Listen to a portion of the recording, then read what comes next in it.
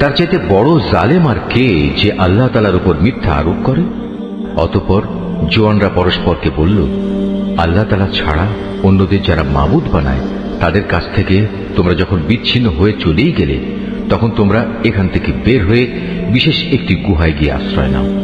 তোমাদের মালিক তোমাদের উপর তার রহমতের ছায়া বিস্তার করে দেবেন এবং তোমাদের বিষয়গুলো তোমাদের জন্য সহজ করে দেবেন।